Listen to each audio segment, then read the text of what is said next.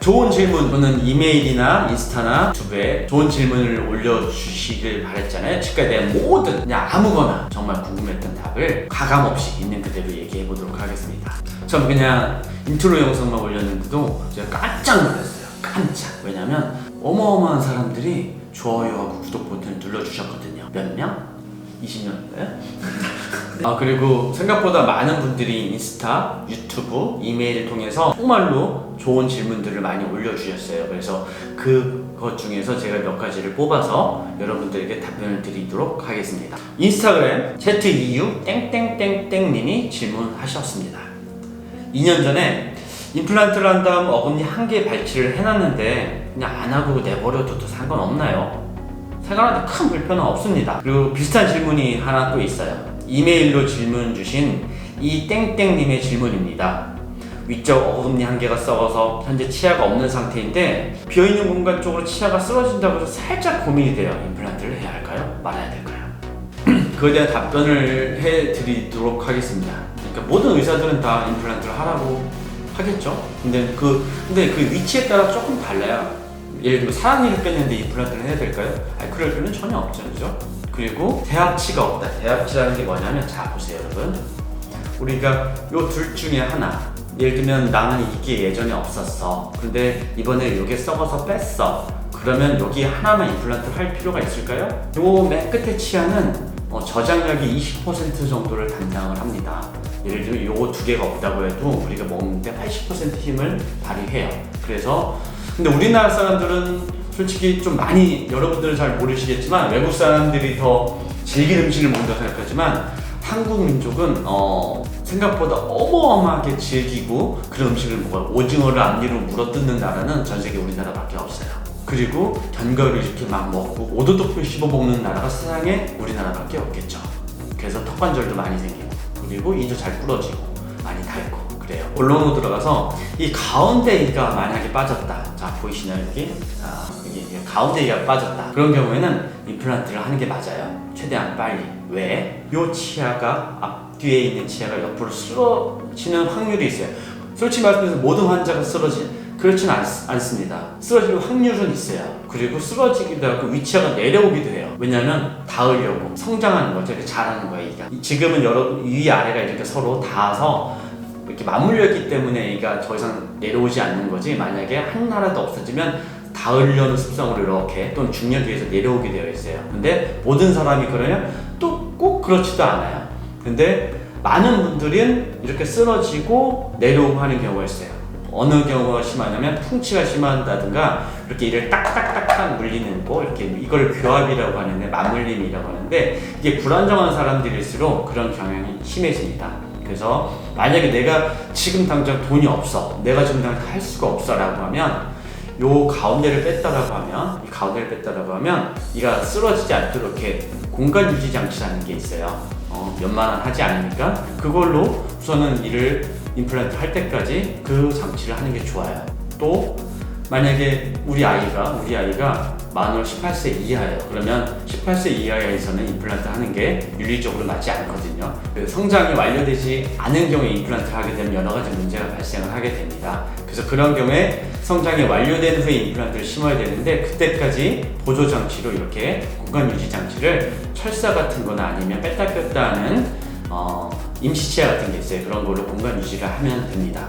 그래서 이제 금전적 여유가 생기거나 시간이 생기면 그때 진행을 하면 됩니다. 그리고 이 맨 끝에 있는 경우에는 좀 어떤 분들은, 이거는 솔직히 말씀드려서 모든 사람이 이렇게 정확히 물리진 않잖아요. 그래서 그것도 대합치에 따라서 만약에 안 해도 되는 경우가 간혹 있어요. 무조건 이가 없던 임플란트를, 심지어 환자가 저 임플란트 해주세요 해도 본인은 해도 큰 의미가 없습니다 라고 얘기하는 경우도 있어요. 그래서 무조건 임플란트를 해야 된다, 아니면 안 해도 된다는 거짓말이에요. 그리고 왜냐하면 여러분들마다 다 그 팔뚝 힘, 씹는 힘이 다 다르기 때문에, 이런 씹는 힘에 또는 저작 습관에 의해서도 결정이 되기 때문에 사람마다 다르기 때문에 일률적으로 말할 수는 없어요. 그렇기 때문에 그냥 치과에 방문해서 만약에 최대한 할 수 있으면 빨리 하고, 만약에 할 수 없는 상황이다라면 임시치아를 만들든 공간 유지 장치를 만들어서 기다렸다가 하는 걸 권장해 드립니다. 그러면 좀 답이 됐나요? 만약에 그래도 이해가 안 된다 그러면 뭐 다시 한번 질문해 주셔도 좋고, 만약에 사진이나 이런 게 있으면 사진을 첨부해서 보여주셔도 되고요. 그죠? 그러면 조금 더 제가 더 정확한 답변을 해드릴 수 있을 것 같습니다. 또 금방 들어온 따끈따끈한 질문이었는데요. 그러면 공간 유지 장치가 뭐고 어떻게 하는 건가요? 되게 복잡한 건가요? 아니에요. 그냥 치아가 여기 만약에 가운데 하나 없다 라고 하면 그냥 철사만 여기 이렇게 살짝 대서 철사로만 이렇게 묶어 놓으면 이제 치아가 움직이지 않거든요. 그렇게 해서 그냥 하는 방식이고, 시간도 한 5분 10분이면 돼요. 자, 이제 두 번째 질문입니다. 인스타그램으로 질문 주신 GO 땡땡땡땡님의 질문입니다. 제가 치아를 미백하고 싶은데 치아가 많이 시리다고 해서 두려워요.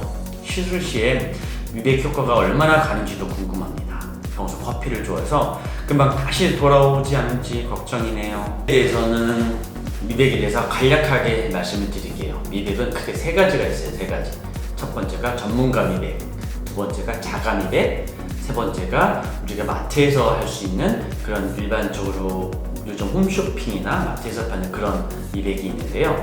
우선 전문가 미백에 대해서 말씀드릴게요. 영어로는 오피스 블리칭이라고 하는데, 이건 치과에서밖에 할 수가 없어요. 뭐냐면 여러분들이 방문하면 그냥 치아에 누워서 15분, 20분 동안 미백약을 넣고서 미백 약이 되게 세죠.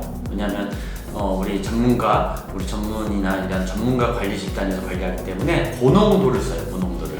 그래서 고농도를 쓰기 때문에 짧은 시간 내에 좋은 효과를 얻을 수가 있죠. 예를 들면 여러분이 병원에 와서 한 15분, 20분 정도 잠깐 눈 떴다가 눈 감았다가 눈을 이렇게 딱 뜨면 이거 해야겠어요. 예를 들면 그게 전문가 미백이에요. 다른 건 여러분이 할 건 없어요. 그냥 누워서 음악 들으면서 한 15분, 20분 정도 한 타임이 그 정도니까, 그러고 나서 보면 이 정도, 예를 들면 우리가 색깔이 밝기가 되게 다양하게 있거든요. 그래서 자기가 원하는 정도의 밝기까지가 될 때까지, 그래서 저는 몇 번을 해야 되나요? 라는 질문도 많이 하는데, 실질적으로는 그거는 자기가 원할 때까지. 예를 들면 나는 가장 어두운 게 1이고 제일 밝은 게 10이다. 그럼 나 목표가 한 7, 8이다. 그럼 몇 번 안 해도 될 것 같고요. 한 10이다 그러면 횟수가 좀 늘어날 수도 있어요. 근데 요새는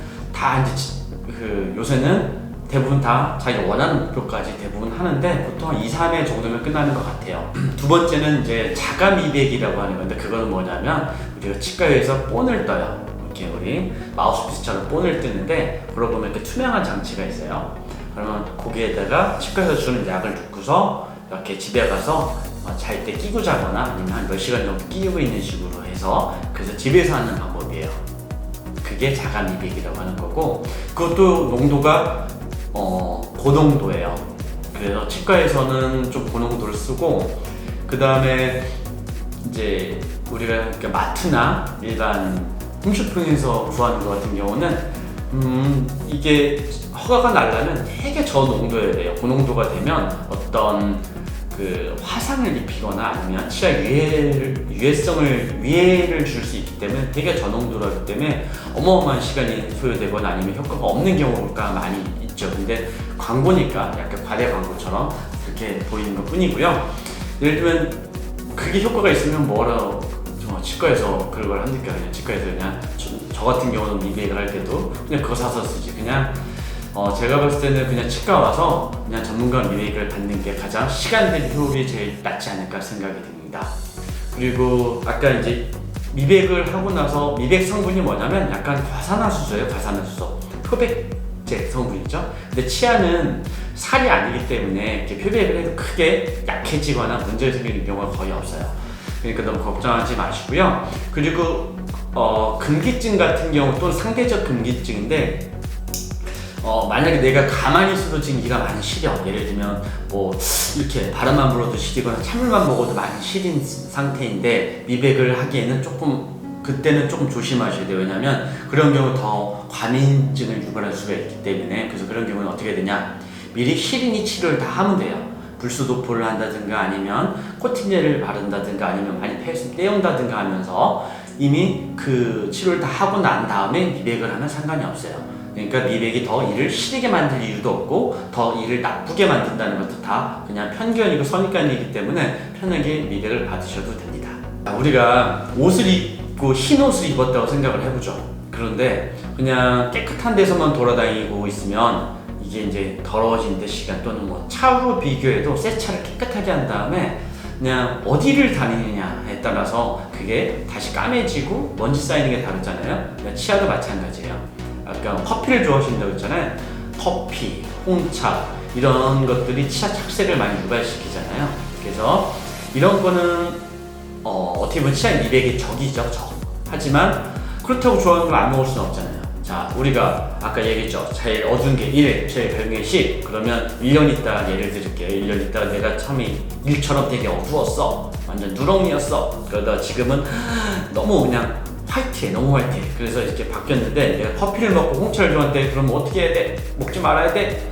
물론 안 먹으면 미백 효과도 오래 가겠죠. 하지만 뭐 이거가 다시 돌아오면 예를 들면 1에서 10으로 갔던 게 1로 다시 돌아오진 않아요. 만약에 1년을 보면 뭐 심해봤자 5, 6, 뭐 7 이 정도이기 때문에 예전에 이것까지 가는데 3, 4번 했다라고 하면 1년 후에 뭐 리터치 정도에서 한두 번 또는 한 번만 하면 원래 10으로 돌아갈 수가 있어요. 그러니까 너무 걱정하지 마세요. 이 질문도 되게 괜찮은 질문인 것 같아요. 여러분들 그 유튜브 댓글 중에서 곽땡땡님의 질문입니다. 잇몸의 상태에 따라 임플란트 종류가 달라지나요? 잇몸의 상태라고 표현하는 것보다는 뼈의 상태로 맞춰서 얘기하는 게 더 나을 것 같아요. 우선 뼈는 강도가 있고 그 다음에 두께가 있어요. 뼈의 강도는 이제 의사들끼리는 밀도라고 표현하는데 밀도, 덴서티라고 표현하는데 D1부터 D2, D3, D4 이렇게 4가지로 나눠요. 뼈의 그 우리가 퀄러티라고 표현하는데 골질이라고 하는데 골질은 D1부터 D2, D3, D4로 나눕니다. D1 같은 경우는 진짜 나무처럼 통나무처럼 딱딱한 걸 따가 D1이라고 하고 D4는 거의 스펀지 같아. 뼈가 되게 물러요. 이런 경우를 D4라고 합니다. 그래서 이 D4가 어디에 있냐면 우리 위턱에 어금니 쪽에 간혹 있어요. 간혹. 그래서 그런 경우에는 일반적인 임플란트보다는 표면 처리가 잘 되어 있고 그 다음에 검증된 임플란트 예를 들면 뭐 외산의 스트라우만이나 뭐진 뭐 이런 회사들 거를 저는 개인적으로 선호를 하는데 그 이유가 그런 경우에서도 좋은 결과를 수십 년간 보여준 데이터가 있기 때문에 그런 경우에는 저는 웬만하면 더 좋은 임플란트를 사용하려고 합니다. 그 이외에 뭐 D2, D3, D1 정도까지만 뭐 이런 케이스에서는 노멀한 거에서는 국산과 외산 차이가 크지는 않은 것 같아요. 제가 봤을 때는 아직까지 뭐 한 십몇 년, 16년 이렇게 17년 이렇게 임플란트를 심어왔지만 뭐 큰 차이는 없는 것 같아요. 근데 D4라고 얘기하는 그런 스펀지 뼈에서는 엄청난 차이가 있는 것 같습니다. 그건 골질에 따라서 그런 거고요. 골량도 있어요. 무슨 말이냐면 우리가 임플란트를 심어야 되는 그냥 일반적인 골의 높이가 필요한데 그게 보통 한 10mm 정도가 필요해요. 일반적으로. 근데 위턱뼈 같은 경우에 아까 제가 여기 구멍이 뽕 나 있다고 그랬잖아요. 그래서 어떤 분들은 10mm가 되시는 분도 있는데 어떤 분들은 입이 빼고 나서 1, 2mm 심지어는 뭐 거의 제로에 가까운 분들도 있어요. 그래서 그런 경우에는 뼈식량을 어마어마하게 많이 해야 되잖아요. 그래서 그런 경우에는 아까도 얘기한 것처럼 뼈 양이 한 뭐 5mm 이상이다 그러면 크게 상관없는 것 같고요. 그 이하인 경우에는 더 괜찮은 표면 처리를 하고 검증된 임플란트를 사용하는 게 훨씬 더 나은 것 같아요. 네. 지금까지 그 네 분이 질문에 대한 답변을 드렸는데 생각보다 너무 괜찮은 질문이었고 그 다음에 되게 알찬 질문이었어요. 그리고 많은 환자분들이 되게 궁금해했던 내용이었고요. 그래서 도움이 되었으면 좋겠고요. 지금 이 네 분께는 뭐 아까 미백 얘기하면서 죄송하지만 아메리카노 벨다방 아메리카노 기프티콘을 보내드리도록 하겠습니다. 이제 주저하지 마시고 앞으로도 이제 치과 치료에 대해서 궁금했던 게 있으면 뭐 유튜브 댓글, 인스타, 그 다음에 이메일 통해서 언제든지 열려 있으니까 질문해 주시길 바랍니다. 알차고 소통하는 채널이 되도록 노력을 많이 할 테니 여러분들 같이 많이 도와주시길 바랍니다. 지금까지 임플란트 마스터 BK치과 반재혁이었습니다. 안녕, 빠이빠이.